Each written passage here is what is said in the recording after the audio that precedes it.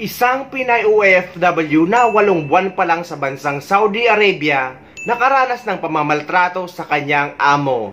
At dahil sa sunod-sunod na kasong ganito, ay ilulunsad ng DMW ang bagong deployment policy para sa mga OFW household workers na tinatawag nilang Know Your Employer Policy. Paraan ito para kilala na agad ng Pilipina household workers ang kanyang magiging employer sa pamamagitan ng pagpasa ng qualification at mga documentation at video call sa pagitan ng employer at Pinay OFW.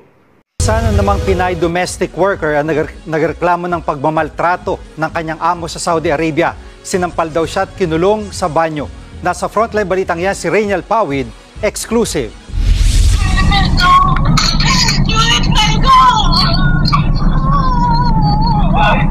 Sa huling tawag ng domestic worker sa Saudi Arabia na si Richelyn Olit sa kanyang ama, rinig ang pagmamakaawa niya sa amo na pauwiin na siya ng Pilipinas. Umiiyak pa ang Pinay sa among lalaki. Kwento ng ama ni Richelyn na si Tatay Zaldi, 8 buwan pa lang sa Jeddah ang anak. Pero noong Nobyembre ng nakaraang taon, nang magsimula raw ang pananakit sa kanya. Nag-aayos lang po siya ng kanyang mga gamit sa kanyang sa labas. Ang linis po. Ay sinampal na po siya agad ng kanyang amo niya.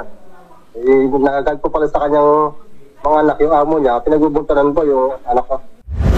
Napadalas umano ang pananakit kay Richelyn. Pero ang talagang ikinababahala ng kanyang ama, kinulong siya rin sa CR. Puro mga itong oras na po. So, saka siya binuksan sa CR tapos pinapasok mo sa loob ng kwarto. Habang nag-iyak yung anak ko. Agad namang pinahanap ni OWA Administrator Arnel Ignacio ang kinaroroonan ni Richelyn. Inilalatag na ngayon ang mga dokumento para makuha na siya sa kanyang amo. Para agad maaksyonan ang kaso ng pangmamaltrato sa Saudi lalo na sa mga domestic worker, gumugulong na rin ang negosasyon ng ating Department of Migrant Workers at Saudi authorities para sa isang programa na tatawaging Know Your Employer Policy para sa mga domestic worker.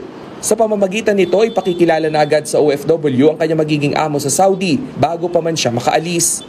Yung background ng employer qualifications, in fact, ang sinabi pa nga the possibility of a video call bago umalis. Sa tala ng Saudi Ministry of Human Resources and Development, nasa 900,000 ang OFW sa Saudi. Karamihan mga domestic worker at nasa construction industry. Nitong linggo lang, isang Pinay OFW din sa bansang Saudi Arabia ang humingi ng tulong sa DMW at OWA para mapauwi sa Pilipinas dahil nakaranas din ito ng pamamaltrato sa kanyang employer.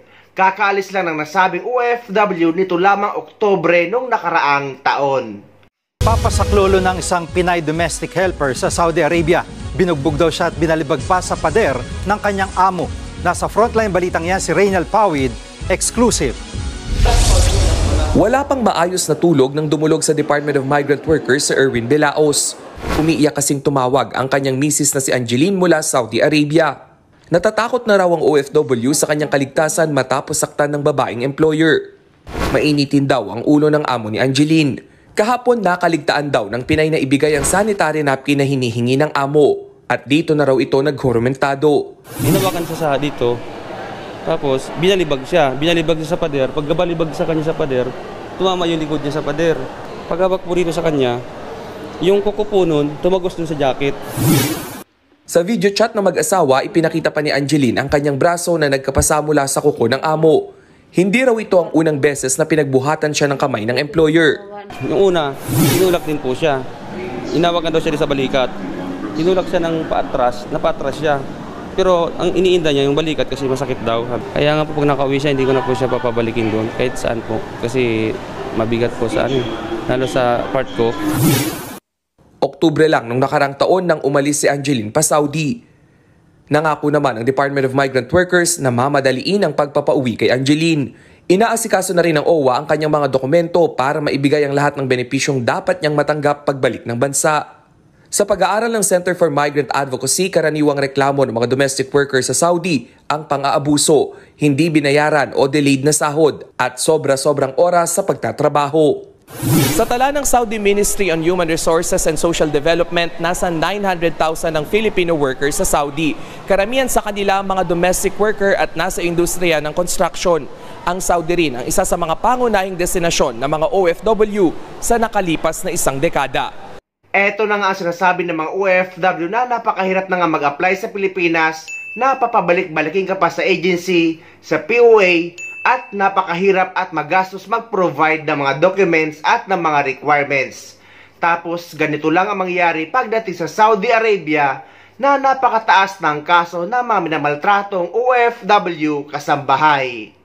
Bagong bayani na ang sandata ay luha.